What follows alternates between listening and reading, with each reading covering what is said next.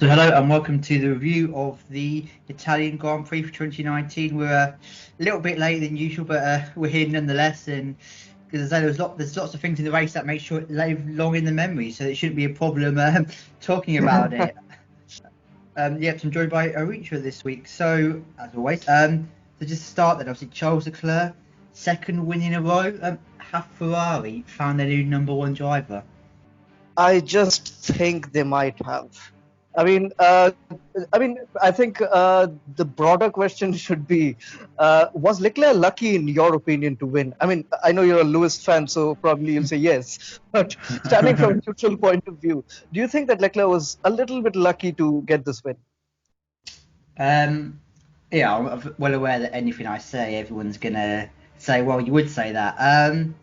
But no, I genuinely think it kind of raises a problem that the application of the rules and the consistency of it. I just don't see where that why that hasn't been a penalty. Like he's forced him off track, left him with no room when he could have left the car with, didn't, and then they seem to have kind of brought out this black and white flag, which seems to me they've kind of invented it as a bit of a cop out, which is what it felt like. It kind of felt like they were saying, yeah, we've seen that, but don't really want to give a penalty actually. But essentially, it's nothing. It doesn't mean anything. The black and white flag is completely pointless. They might as well have said no further action. It seems exactly. It seems like they're trying to play up their role a little bit, make it sound like they've done something about it, but when they just haven't. Yeah, and I mean, the incident where he squeezed Hamilton was talked about enough. But I mean, when I look back at the race, I think the one where Charles cut the chicane, I mean, he cut the track and came back onto the track and still kept the lead. I think that should have been debated as well, but then nobody's talking about it. Yeah, well, I think that's when I agree. I mean, that's one of the things that's a bit on the edge, isn't it? Because it was a very slight lockup, and it seemed like he could have tried to take the car around the corner. It would have compromised his line into the corner and would have been slower, and Hamilton would have got a good exit on him and potentially got him on the next little straight there. So I can see why it feels like he made the decision to cut the corner because he thought, well, I'll just be better, I'll be faster, and that's why he did it. And when you kind of talk about the penalties, when you see like Max Verstappen last year getting a penalty for what he did on Bottas, it's very similar. And you just feel like it's a little bit inconsistent, and you've got to think we have no comparison. There is no way to know this, but you've got to think if that's not a Ferrari leading at Monza. Bear in mind they've already took the win of Vettel in Canada for 5 seconds penalty. How much stick they took, and it's a Ferrari leading in Monza. Will you make that decision? If it's someone else, would that be a penalty? Yeah, I mean, they would say that this did not play a part. I mean, the Tifosi wasn't a part of the decision, but I mean, at the back of your mind, this does have to play a small factor, right? I mean, the atmosphere of it does play a part in making of the decision. The referee in a normal football match would not be what the referee would be in an El Clasico. Yeah, exactly. After all the backlash Canada took, the stewards took from Canada, they kind of made a step back and they were like, actually, we're going to let racing happen. And since then, there's been a lot more of letting racing happen. So the fans' opinions obviously do come into it, and they kind of do consider that. So yeah, I feel like on another day, another team, Leclerc doesn't get that. I mean, don't get me wrong, he drove well, but yeah, I can't look at the victory and not think he's a slight bit lucky. Yeah, no, I mean, another point that you mentioned, that the comparison with the incident between Max Verstappen and Valtteri Bottas last year, I think Michael Massey came out after the race with an explanation that the penalty was not given because there was no contact between the drivers, whereas there was contact between Max and Bottas last year. But I think Mark Priestley did a video on this. I mean, this is one of the questions that he answered in his video. He said, I really liked his point that whether or not to give the penalty should not be depending on the consequence of what happened. Yes, and and when you say that, that's exactly what I thought. Is nowhere in the rule does it say if there's contact, it's a penalty. The rule is you have to leave a car's width, and he Yeah, did, and that didn't happen. Normally because a car has not been left, that means there's contact, obviously, but it never specifies. The rule isn't enforced depending on there being contact. The rule is car's width. There wasn't a car's width. yeah, and You know. I mean, another factor that there is, I think that there is a similarity between the incident in Canada and the incident in Monza, in the way that in both the instances, if Hamilton doesn't back out of that move, there's a crash. Yeah, and that's what I don't like is the fact that if for Leclerc to get a penalty, Hamilton would have had to have kept going, which would have been, what they might say is, well, a penalty would have been bad for the race. Well, it would have been bad for the race if Hamilton and Leclerc had a crash, and that's what would have had to have happened. Yeah. It's like, if we're going to talk about football, it's like that whole thing where, we always tell players not to dive, but then if players stay on their feet, they don't get penalties. You know what I mean? It's like, Yeah, exactly. That's a very good comparison that you made there. But yeah, I mean, we have to appreciate the race that Leclerc drove. Actually, I mean, we can debate this whether he was lucky or not for eternity, but the fact is that he showed real pace, and he probably ended Vettel's career almost with this race. I mean, this might be a bit of an overstatement, but the way he drove and the way he just outshone Vettel all throughout the weekend, I feel Vettel never had the upper hand on him throughout the weekend. yeah, I think so. Got a really side point. I thought Ferrari's strategy was impressive. We don't often get to say that. In the way that, going into the weekend, not going into the weekend, but through the practice sessions and stuff, they knew that Mercedes had better pace than them on the medium tyre. So they chose for the hard tyre, more durable, which meant Leclerc, could go at max speed, kind of take less out of his tyres and be an all-round better suit for their car. So because they could have got home on mediums, I'm sure, as the Mercedes proved, could have got home on mediums, but they made the call that the hards were going to be a better option, and yeah, you've got to say it worked. As for Vettel, yeah, I mean, I mean, before we come on to Vettel, yeah. I mean, as you mentioned strategy, I would like to know your opinion. What did you think about the strategy of every team in Q3? I mean, I've got no sympathy really. They've all left the pits with, in hindsight, not enough time to get round, and if they're going to go that slowly round, like they should have left more time, and then, like, as I say, they've all kind of left it too late, and then nobody kind of took the hand of them and said, right, look, forget about the toe, I'm just going to make sure I get a lap in, and nobody did that. I mean, I can't believe there wasn't somebody. It was so strange, and I mean, see, I see a lot of people blaming Hulkenberg in the way that he went into the runoff area, that turn one. But I feel that every driver is equally guilty of that, because nobody actually overtook that guy. That guy took the runoff area, slowed himself down, and still ended up ahead of everybody else. Yeah, exactly. I mean, anyway, is that not Lance Stroll's fault? Because Hulkenberg is trying to be cheeky and go round the bollards at turn one, but Lance Stroll deliberately slowed to basically a stop, so Hulkenberg still got there first. But anyway, that's not the point I'm making. I'm not trying to say that it's anyone's fault. Yeah, because everyone took part in that. Anybody could have gone round and overtaken the cars that were slowing them, but they chose not to, so they all missed a flag, but Sainz. So I mean, yeah, I'm not. I would have been.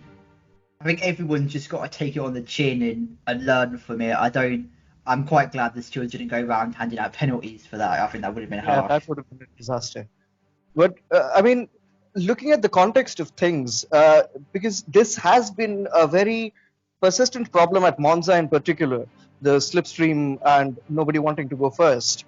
But do you think that there is a solution that we can find, or is the only solution at hand is having a driver in Q3 who will be starting from the back? I mean, it's kind of. I think a lot to do with kind of track layout and the aerodynamics of the cars. I don't think there's anything per se you can do. I think it's just I think this you've got to put this on the humans. You've got to say this was human error. They've all tried something. It's not worked, and that alone probably will bring the change for next year. Because I mean, I would be shocked if they let that happen again next year. You know what I mean? So, Yeah, I mean, yeah, do you think because Carlos Sainz in I think the qualifying paddock pass, he mentioned that the idea of Super Pole that we used to have back in the V6 era, or even before that during the 2000s. Do you think that would be a good? Do you think it would be a good idea to bring that back in the way that you get one shot and everyone goes on their own, so there's no slipstreaming drama? I I think that would take a bit away. Yeah, I I kind of mean, of like the course. qualifying sessions. Yeah, I mean, I'm a big fan of if it's not broke, don't fix it, and I don't think qualifying's broken. No, I mean, I'd say yeah, just leave it at that. even I mean, I agree with you in the way that the qualifying system is not broken. In fact, it's probably the best system that we've had probably ever. But do you think specific to Monza there can be a different style of qualifying for Monza itself because it's becoming such a big problem? There you say I would still say the problem is calling it a problem. I don't think it's a problem. I just think the way the teams have a situation presented them, which happens every weekend. Every track presents its own situations and its own differences, and you have to respond to them differently. And they Yeah. just haven't found a very good way of doing Monza. Mhm. And if it, and we saw the drama last year, didn't we, where Ferrari made kind of the wrong call to give Raikkonen the slipstream instead of Vettel when Raikkonen Yeah. was not in the championship. But that's kind of the strategy. I think most teams. I mean that's something that can work. One team like giving a slipstream the other, but when you're trying to get slipstreams of other cars that full well it could be trying to get slipstreams of someone else, it was Yeah. just it was just never going to work. So Yeah, and I mean, especially the qualifying this year. I mean, it was especially messy because I don't remember. I mean, the qualifying being half the mess that it was this year in 2018. Because in 2018 there was drama, but then it wasn't to this extent. Because I remember in Q2 where Gasly was supposed to give the slipstream to Kvyat, and they went out of the pits together. And by the time they finished their outlap, there were 9 cars in between Kvyat and Gasly. yeah, So it just, I mean, the teams have to figure out something at the end. But yeah, so speaking of the qualifying drama, I think it perfectly brings us on to Sebastian Vettel and his race, because I think Sebastian Vettel was the man who lost out the most in that drama, because in the first run he did not get the slipstream because Leclerc got it, and in the second run he was supposed to have the slipstream, but then the run never happened. So yeah, I mean, do you think that Vettel could have gotten pole? Because if his timing was good enough for P4 without the toe, I think he was good enough for pole with the toe. potentially. I mean, obviously, Leclerc was a I mean, factor, yeah, hindsight is always and 2020. the Yeah. Mercedes were on the pace as well. Yeah, I mean, the car had pole in it clearly, and I'm sure he could have done. Yeah, and that's one of the things. That's kind of one of those what ifs, isn't it? Because at the end of the day, Vettel's mistake, you can't say it was because he was fourth on the Mhm, road. He would have yeah. that Mhm, mistake he would have made because he made it completely independently. He could have been yeah. leading and made that mistake, and yeah, that's kind of why this is such a damaging weekend because he's kind of got this reputation now. When we hear Vettel spins, we all go, "What again?" Um, for someone that's like a four-time world champion to have that reputation Yeah. it's Kind of pretty become. shocking. Yeah, it's become a bit of a meme, and it's quite, frankly embarrassing for him. And yeah, and then that was why it was so bad because he makes the mistake on his own, but then he doesn't just make a mistake; he compounds it by making a second mistake and taking out Lance Stroll. So he not only loses himself track position that he'd never had anyway, he lost a lot of time. He had to go into the pits because he damaged his wing on Stroll, and he had to take the penalty as well. And in the end, that left him. He had to overtake George Russell on the last lap of the race. He Yeah. very narrowly got that overtake done on George Russell. And yeah, so what he's watched his teammate win the last two races, and he's had an absolute shocker, and he spun the car yet again. Going back to the whole debate about Ferrari's new team number one. Leclerc has been compete. Leclerc, if things had gone differently, Leclerc could have had 4 race wins this year. Yeah. And then you've got Vettel kind of. And we can talk about Canada, and we have done, but still 4-1. If everything went Ferrari's way, that's still 4 wins to 1. And Vettel kind of having that kind of weekend in front of the Tifosi. Leclerc now will forever be remembered by the fans for that moment he's given them, and at the same time they watch their other driver do that. So that's going to be hard to come back from for Vettel. And now, it puts the team. It makes the team make a decision now, because Vettel could go up to the team before and say, "Look, I'm the senior driver. I've got 4 world championships. I want to be the number one in this team," and the team can say yes, because at the end of the day, Leclerc's a rookie. We don't know how he's going to get on in the team of this size, but he's got his 2 wins now and been so good. If Ferrari come out and say Vettel's our number one, there's no justification for that anymore. Leclerc's got more points, more wins, more poles. And he's ahead on the qualifying battles. Yeah, so Leclerc wins every measurable metric there is on performance. So Vettel has no position to say to the team, "I want to be the number one."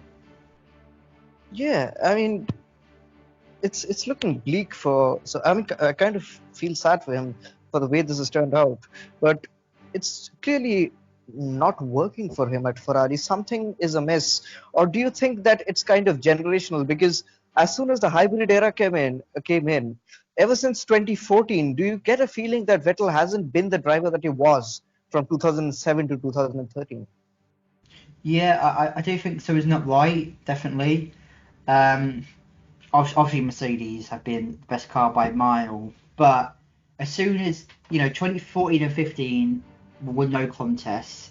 2016 was still all Mercedes, but on a given day, Ferrari could win a race, and that was when Vettel looked good. But then when it came down to it, Vettel 17 and 18, Ferrari were genuine title contenders.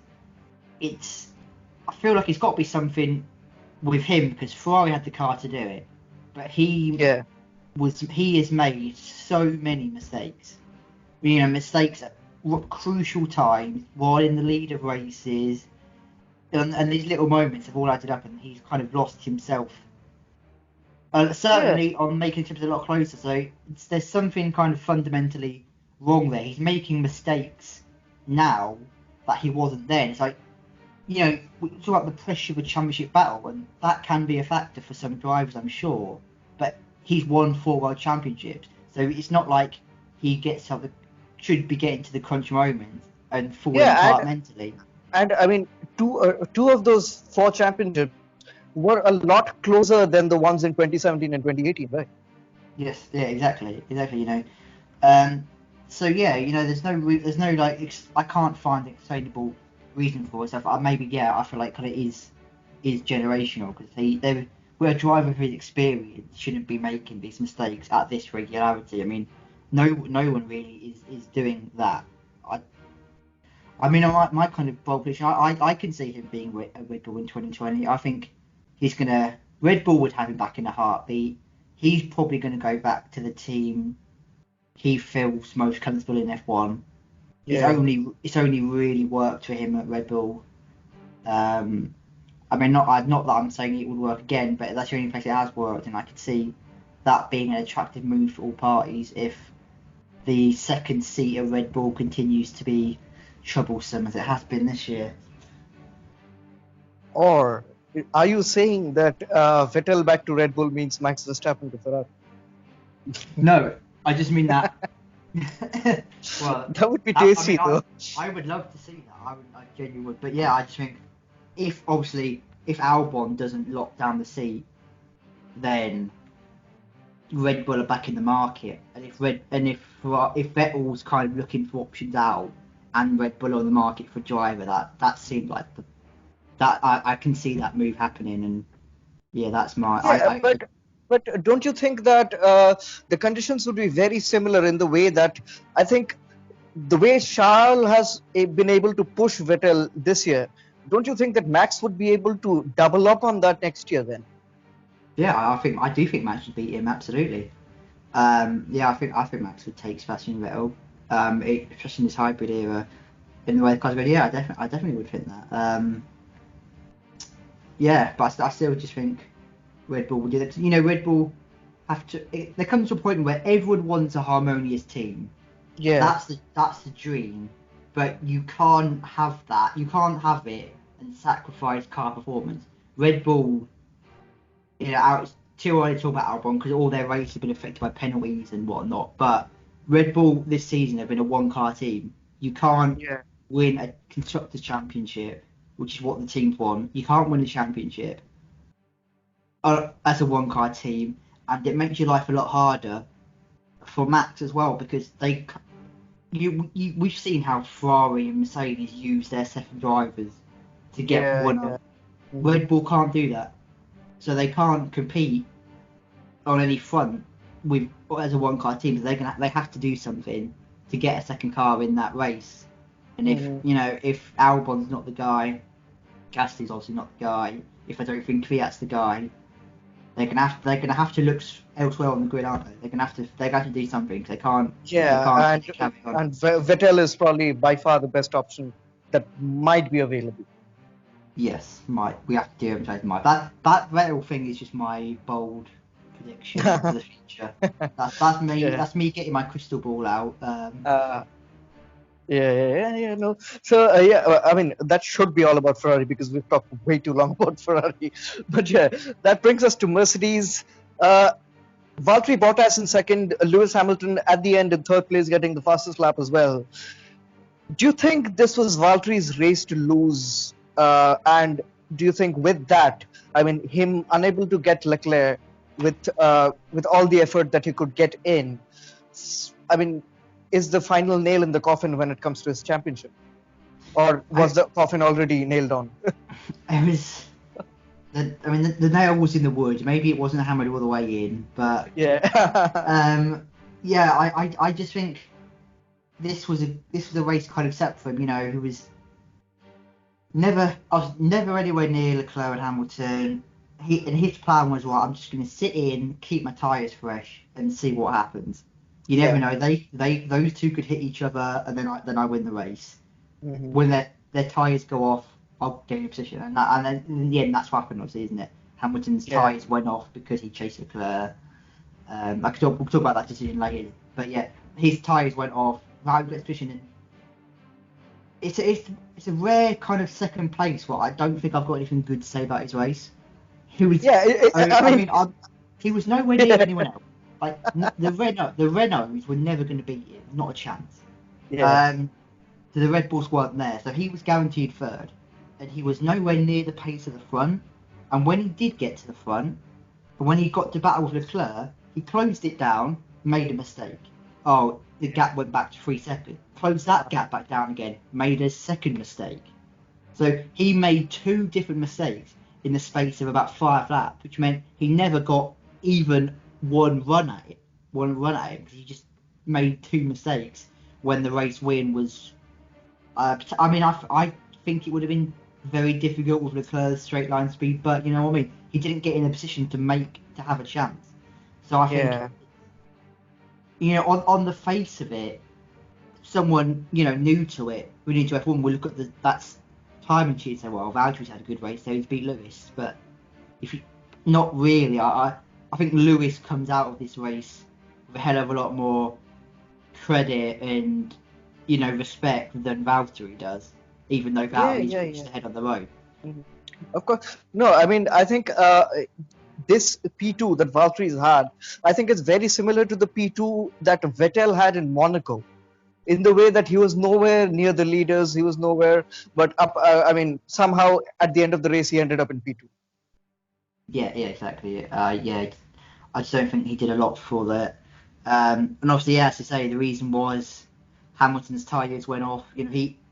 Hamilton was never gonna not have a go at Leclerc. Was it? Hamilton was always going to try and get by, and he gave his best. And Ferrari straight line speed was too much that in the end he burnt down his tyres, made the mistake. And I think the team would have let Valtteri have a go at him anyway.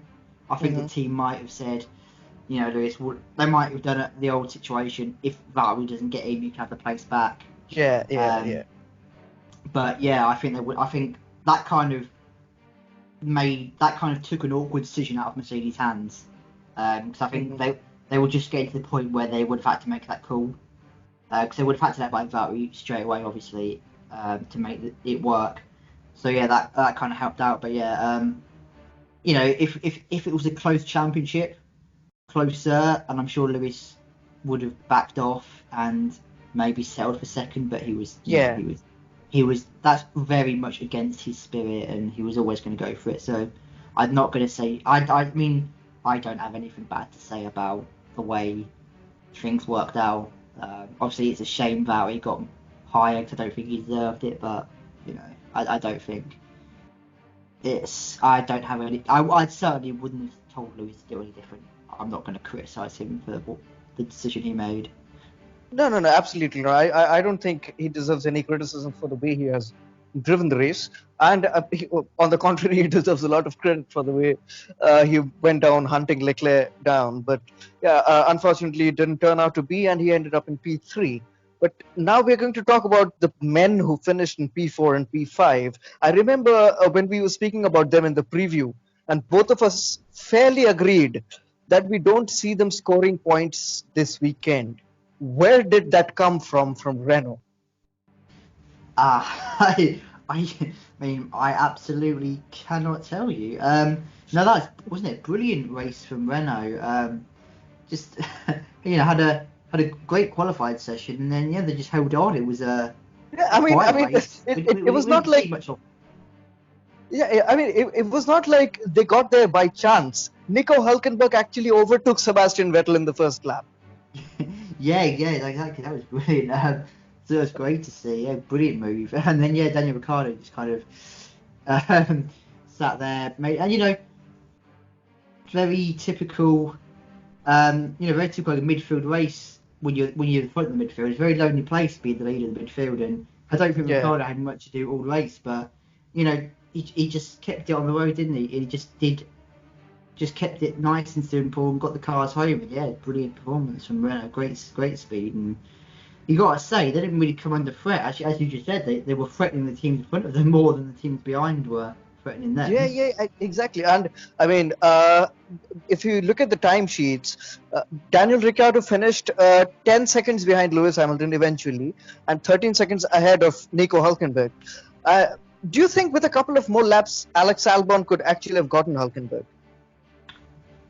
I think he probably would have done. I think that the speed of a Red Bull. I think he was close. He was closing him down. Obviously, I think if the race was 1 or 2 laps longer, he probably would have done. But alas, it's not. And Albon's kind of earlier incidents and whatnot denied him that time to chase Hülkenberg down. Yeah, and so about Renault. Do you think this is a flash in a pan, or do you think this is a sign of things to come from Renault? Because I think this is a flash in a pan. Yeah, previous form does suggest that, doesn't it? I'm not sure if they're going to consistently do this for the rest of the season. They've had races before, haven't they, where they've been fast, and then I don't think anyone in the midfield has a car good enough that they can walk away with it. Obviously, McLaren are leading, but I don't think they have a car which is undisputably faster than anyone in the midfield. And they can easily turn up at a given weekend and be right. Have the likes of Toro Rosso and Renault be quicker than them. That can easily happen. It just maybe McLaren are more consistent. I just don't think anyone has an all-track pacey car in that midfield, which is really good, to be fair, from a neutral perspective. Yeah, exactly. We don't want the midfield to have a Mercedes-like team in there, so Yeah. kind of would ruin it. But yeah, coming to Alex Albon, who finished in P6 eventually. If I be honest, I kind of expected a little more from him. What do you have to say about his race? Yeah, you'd like to think you'd get both Renaults, wouldn't you? I like his spirit. I like that move, the move on Carlos Sainz, where he just throws it up the inside. And, I thought he made it stick, and that was incredible. And Yeah, I mean, Sainz had some, I think, oversteer or yeah, understeer. it was oversteer. Yeah. Science was on the inside, and he kind of, that was a bold move. But yeah, Science, as I say, Science had Science had some oversteer, forced him off. Could have been carrying a slight damage from that, and plus the time. And then I don't think we actually saw the illegal overtake on Magnussen. Like, we heard about it. I don't know if it was ever seen on TV, and I certainly haven't seen it. Yeah, no. So yeah, and it was one of them. Was he got a bit unlucky, obviously, because by the time the penalty came through, Magnussen was no longer directly behind, so they had to put the Yeah. time penalty on. Mhm. Which I think that can be worse, actually, because sometimes it only takes a second. It only doesn't really. You don't lose a lot if you just let a car by, whereas the 5 seconds is kind of very, very arbitrary. So yeah, it got a bit like a year, and obviously in the first stint, the team kind of told him, the tyres, look after the tyres, and the car will come back to you in the second stint, which, as I say, was right to an extent, but just didn't have enough time to get Hulkenberg, and Ricardo would have been a tall order the way he was going. Yeah, exactly. But speaking of Alex Albon, I don't think anybody would have predicted this, but he's 2-0 up on Max Verstappen. Yeah, he is, isn't he? Max Verstappen's gonna be a Toro Rosso before we know it. Can you just? I mean, we were speaking about that, weren't we? For the 2020 season, you have Albon and Kvyat at Red Bull and Gasly and Max at Toro Rosso. Can you just imagine that? Oh. Oh, that'd be hilarious. That would be hilarious. But yeah, speaking of hilarious, we have Max Verstappen in P8 because his race was hilarious because he was so unlucky in the way his race went down. And ahead of him was Sergio Perez in P7, who managed to keep Max Verstappen behind him for a long time. And yeah, it was impressive from Sergio Perez. But when I I mean, I'd be honest, yeah, I missed the race. I was on a flight, and I just landed and I checked Max in P8, and I was wondering what happened to the Red Bull. But then I checked the highlights, and I saw that Max had front wing damage in the first lap itself. So I was like, yeah, it's fine. So he had to pit in the first lap itself and came back to P8, so it's fine. But then I watched Paddock Pass and I see him explaining his race, and he says that he got unlucky with the virtual safety car, and the guys who he overtook, three of those guys were back in front of him. Boy, he did well then, didn't he? Yeah, there was not going for him, wasn't it? And as you say, yeah, the virtual safety car, that didn't help, certainly. Yeah, he got unlucky with the timing of that, as a few drivers did. But and yeah, I really feel sorry for him the first turn incident, actually, because you It wasn't see his him. fault, was it? It No, wasn't. he slows down so much, and he's so careful to try and get around that in one piece. And then Sergio Perez, ironically, of all people, finishing seventh. He still gets his front wing knocked off, and he's done every single thing he can to avoid that contact. Short of driving on the grass next to it, I don't think he could have done anything else to avoid that collision. Yeah, so I mean, in a way, Max did end up doing everything he could, but do you think that he could have gotten P7? I mean, he obviously could have, but would you give him any kind of slack for not getting P7? Uh, um, I don't know. I mean, it's a difficult question, isn't it? Because I didn't see much of his race, and I don't know how close he was. I don't know if he. I'm assuming he wasn't a second behind Perez for a long time. I assume, Yeah, he like, was actually. He was was for he the even? last 5-6 laps. He was within DRS range. See, that does surprise me then. That does actually surprise me a bit then. Yeah, I mean, the explanation to that Red Bull and Max gave was because I was about to call them Force India, oh shit. But the racing point was just so much quicker in the straight line. and the Red Bull had absolutely no straight line pace in Italy. Yeah, I mean that is fair enough. Throughout its kind of history, Force India / Racing Point has always been a car that's quick in a straight line. And as we saw with the race lead, if you've got straight line speed, it is easy to hang on to a position. You can do it. Yeah. Because I think for most of that lap, Mercedes was the best car, but because Ferrari as long as Ferrari gets a good run off Parabolica, Yeah. it's going to stay ahead. Mm-hmm. Yeah, no, I mean, you're correct. So Sergio Perez actually deserves more credit than he's getting because he held Max Verstappen for a long time behind him.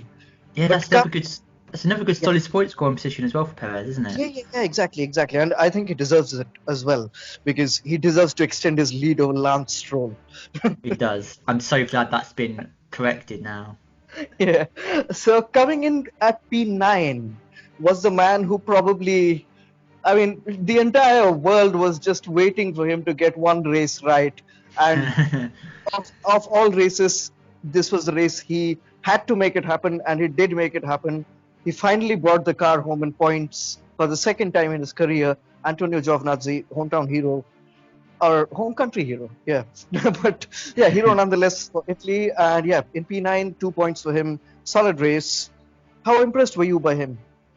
Yeah, I mean, I think I think the Italian fans were a bit busy celebrating something else. I'm not sure Giovinazzi was at the forefront of their minds, but for any Gio fans, it was a good day, definitely. Yeah, I mean, I feel it. You don't like to see people struggle. Yeah, I'm pleased for the guy.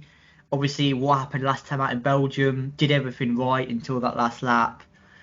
And again, he also got points Sydney in Germany as well, but Yeah, something completely out of his control took those points away.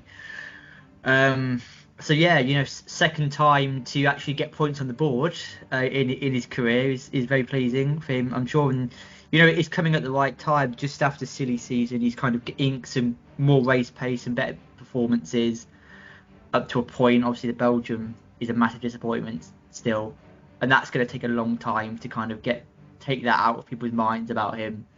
Especially yeah, especially a contract offer. That's such a damaging blow to inexplicably put it in the wall in the yeah, last lap. But yeah. the only thing he can do is keep getting points positions and started 10th, finished 9th. Nice, good, solid race. Yeah, and I mean, he was asked about his contractual situation with Alpha. I think in the Pirate Pass or somewhere. I think by Sky F1 or something. But he mentioned that as long as I can keep getting the car and the points, no one can take the seat away from me. Yeah, that's true. He's right about that. To be fair, yeah, he can just keep being consistent. Yeah, but See then he what happens. hasn't so far. That has been the problem. Yeah, But that's yeah, the thing. there's still enough time. There's enough time. I think with him, it's a case of Alpha are going to weigh up who's on the market that they could get. Is that going to be better than Giovinazzi? Because Yeah, I feel like if somebody came up that they thought would be better, then I don't think they would have many hesitations about doing it. I think that's the kind of boat he's put himself in. He's very at risk. yeah. I mean, think just an interesting point. I want to know your opinion on this because I heard it somewhere. But if Kvyat does not get that Red Bull seat next year, he has experience of working with Ferrari, and he's younger than Giovinazzi. yeah, I see where this is going. No, I think he would. I think he would be a very good option for them, definitely. Um, as I say, looking for a drive. Ferrari made him their reserve driver, didn't they? I think after Red Bull dropped him. Yeah, Um, so yeah, I think he'd be open. I'm sure Alpha would be open to that. And the thing I think with Giovinazzi is Alpha. I would say, I mean, I can't speak for them essentially, but what I would suggest is the door is open for someone else. Alpha are open to the idea of replacing him. I'm sure. It's just whether it's whether somebody better than him presents themselves, and yeah, Kvyat would definitely be that. yeah, exactly. So that brings us to the man who got the final point of the day, Lando Norris. Is it the maximum that he could have gotten out of the night? or the day. Yeah, I think so. Obviously, good solid drive. 16th to 10th, didn't have the best qualifying, recovered well in the race, shows a good pace. Yeah, it's one of the drives, isn't it, where it's a very, very good drive in this, but he gets 1 point for it. Whereas somewhere like in Belgium, he had a great drive and he lost, potentially like 12. So it's just Yeah. 10 or 12. So like Mm-hmm. it's a good performance, but it's a long way to go to kind of make up for it, which is slightly frustrating when you look at the championship and you see he's down in 14th place. But drives like that, are what you need to remember. Sometimes more than the points table. It doesn't Yeah. always tell the truth, and drives like that are kind of why. 'Cause it's such an impressive drive, but at the end of the day, there's only one more point in the total. Yeah, exactly. So that brings us to the man who finished just outside the points and probably would have finished in the points. This guy is so unlucky. I mean, like, Vettel makes a mistake and he's nowhere near Vettel and he ends up suffering the most. And I mean, Yeah. through no fault of his own. I mean, what do you, let's talk about Lance Stroll as well, since he's the one who actually ruined Gasly's race. How much more unlucky can you get? Yeah, let's bunch 11 and 12 because they're in the same boat, aren't they? They've both been taken out by drivers. That's not their fault. So Vettel spins very, unlike someone like Vettel, very, very I bad mean, decision. I would say Vettel someone very choosing. like Vettel because he's been like, looking at the recent history. That's true. That's true. That's true.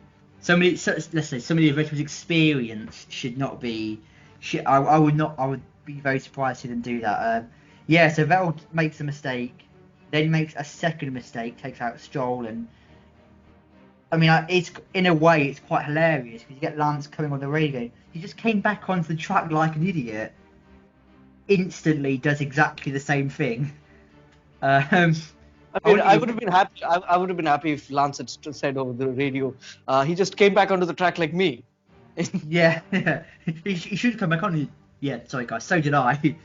That was strange. Yeah, I want to get your opinion on that actually because we're trying to talk about this as well. The fact that Vettel and Stroll, we would agree, did essentially the same thing, and one got harsher. Vettel got a harsher penalty than the other. Well, if I speak from the steward's point of view, I would say that it was because there was no contact between Lance Stroll and Gasly. You're probably right. That probably is the kind of nonsense decision they'd come up with. So yeah, Lance Stroll finishing in 12th and Sebastian Vettel finishing in 13th probably deserved because both of them did not deserve points for what they did. I mean, if they would have gotten points at the end of the day, I would have probably felt like, no, they didn't deserve it, did they? Yeah, I mean, It was a I'm sure mistake that they did. it was. I mean, Lance Stroll was on for some very good points. So I felt bad for all of the 2 seconds between incidents. I was like, oh nah, Stroll's race has been ruined. Oh, he's ruined Gasly's race. Oh, okay, he's Yeah, he deserves it. Yeah, fine. he's his own mistakes got the penalty. So yeah, now I can't have any complaints really. And I mean, I guess that brings us to 13th place.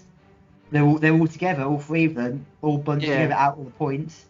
Sebastian Vettel obviously got the most severe penalty of them all, spun as well. And we've already talked about it, but he had that absolutely shocking race, and yeah, the three of them all kind of suffered with his consequences. I think all three of them will. Gasly and Stroll will be looking at Vettel, and Vettel will be looking at himself just to kind of answer why they didn't Uh, get points in this race. Yeah, Vettel would be looking in the mirror. I mean, like it's. I mean, yeah, we've talked about enough about that, I think. But yeah, behind them was George Russell in 14th place.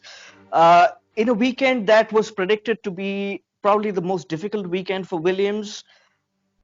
Do you think that they would have taken it at the beginning of the race if they were told that a Ferrari would only overtake you in the last lap of the race?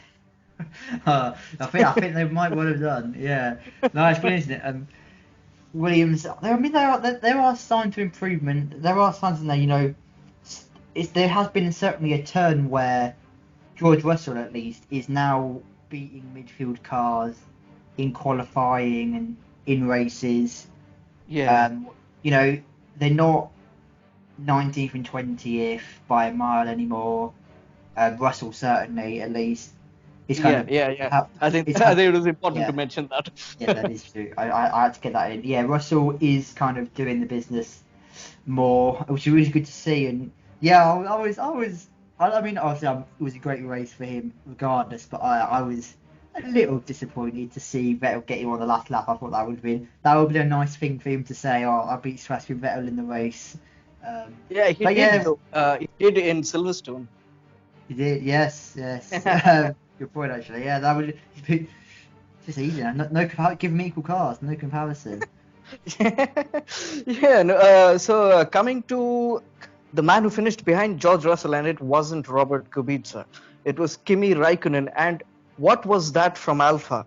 I mean, in hindsight, when we look at it, I think, is the Alpha team just a bunch of fans?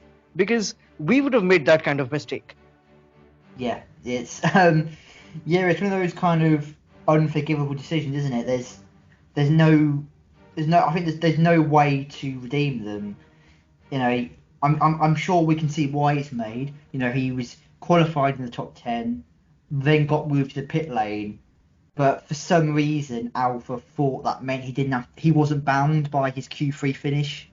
Hmm. Um, so that was, yeah, that's just all on them, isn't it? That's just a complete mistake. I mean, plain and simple, it's just not knowing the rules. And at this level of a sport, I don't think you can be forgiven for that. And Kimi has to suffer, but there's no way around that because you've got to punish the team for the mistake, and Kimi's in the team.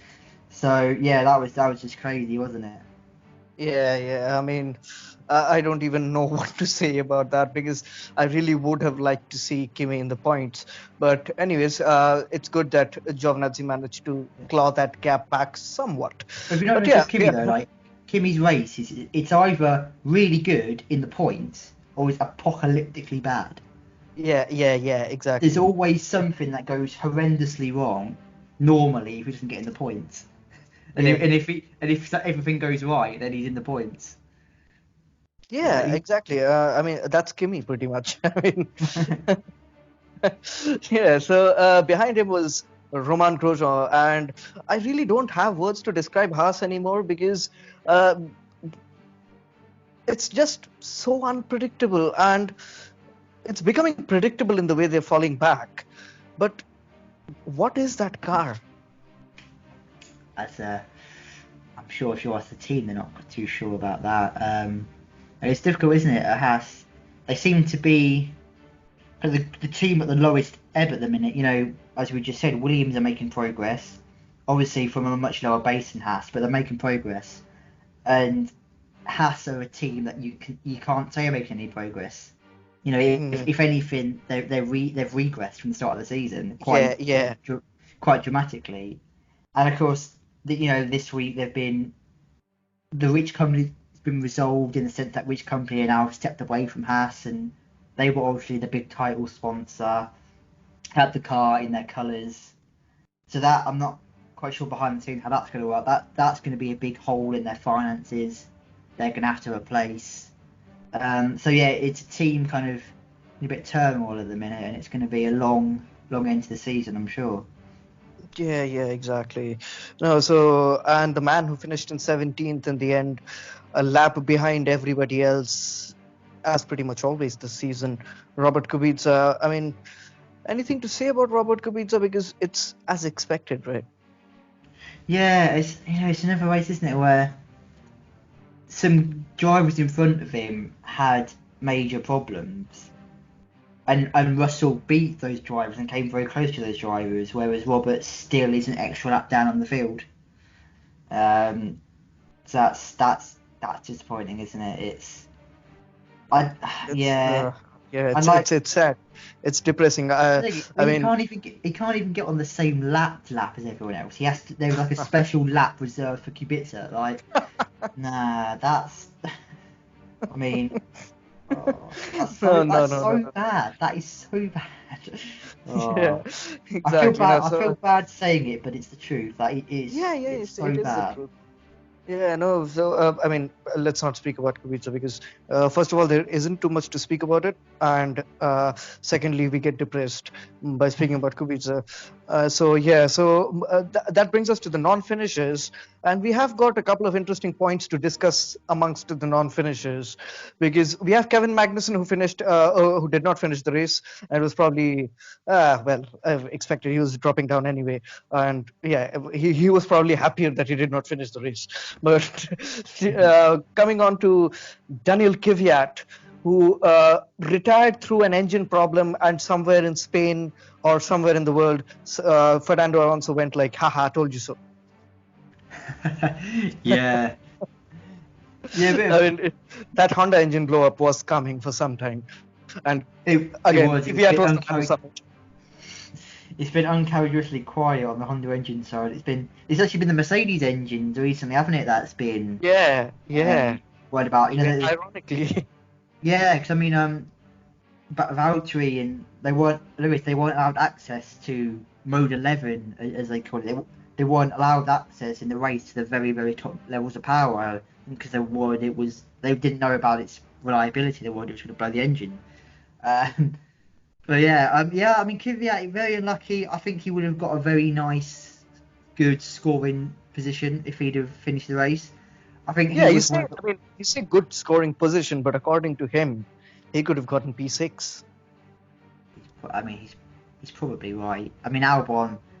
This is all ifs and buts. Albon might have caught him. I would suggest Albon would have been right there or thereabouts. But yeah, he would have been up there for sure. And you know, he was one of the ones that kind of made the best of virtual safety car and the race situation, and yeah, just got unlucky that his car just let him down. And you know, Science was similar. Yeah, I mean, coming to Carlos Sainz, this is not the first time that we've seen this happen, but the tire went off, and it's kind of the team's fault. And even though I doubt how much he could have gotten out of this weekend, but he could have been up there, right? Yeah, I'm sure he would have been in the points. I mean, should I say fighting for the points. This year, isn't it? He lost the opportunity because of the mistake the teams made, and it's just the the summer break came at the wrong time for McLaren, didn't it? You know, they were flying, doing really Yeah. well. Carlos Sainz has just had horrible luck these two races back, not scored a point. You know, qualifying, the qualifying in Belgium, and then this wheel this time around. Yeah, I feel for him. You know, it's just things have conspired against him, and he's driven probably as well as he can. He's just hasn't been able to do anything with it, which is a bit unlucky. Yeah. Yeah, and that brings us to the end of the classification and the end of this review for the Italian Grand Prix 2019. And since there were so many talking points, this was uncharacteristically long. Yes, he was, wasn't it? So good. We like to talk about F1. We like exciting races, and it's a very good one. Again. Yeah, it's 6 in a row for F1 and 2 in a row for Leclerc. Yes, Formula One has taken a big step up since France. Yeah, exactly. France was kind of like it bottomed out in France. That was bad, but it's like it had to go that low for this high now. That's what I love. When you know, so you know, people need to accept there is bad races, but that's the thing. All these people that were saying, "Oh, F1's so boring," listing off everything that should change. Look, we've just had these amazing races, and they're still happening. So yeah, exactly. And I mean, yeah, I like you mentioned that it had to go to the low point of France to actually bring out the best in Formula One in the next 6 races. So, do you think in the remaining 7 races, Haas can make a similar comeback because they're at their lowest right now? Maybe with Magnussen in the car. I'm not sure. I'm not sure about Roman. Oh man, Hulkenberg is coming for him. So that brings us to the end of the podcast, and we will see you soon with the preview for Singapore, where we expect Red Bull to do well and Max Verstappen to claw back his gap that he has lost in the last 2 races.